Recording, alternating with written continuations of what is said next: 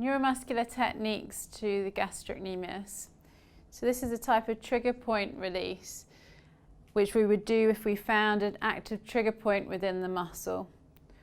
We would know if we found a trigger point if the area was hypersensitive, if we felt the tissue slightly twitching in the local area when we pushed into it, or if the patient complained not just of pain where we were pushing, but referred pain, usually up or down the muscle or along where the nerve travels.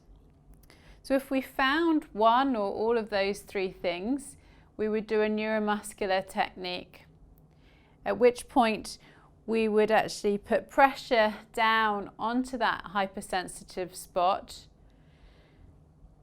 with a reinforced thumb so that we could feel exactly what we were doing in the tissues.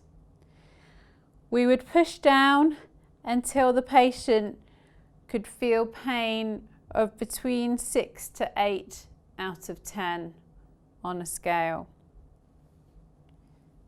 Do you feel that pressure? Is that about an 8 out of 10 or towards that point?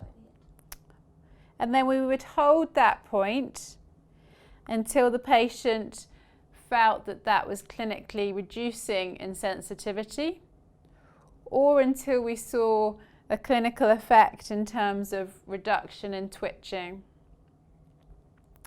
Typically, the maximum that we would hold that would be 60 seconds. But usually you're looking for a clinical effect well before that time frame. So is that reduced down to at least a 4 out of 10? At that point, we would then push back down further to see if it was still hypersensitive or if there was still referred pain or twitching. And if there was, we would then hold that again. So is that feeling like a 6 to 8 out of 10 again? Yeah. We would hold that again until we had a clinical effect.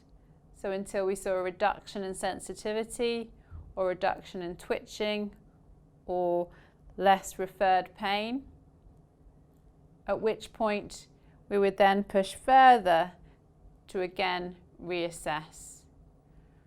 We would repeat that until we saw no hypersensitivity or no twitching and referred pain, or a maximum of 5 times.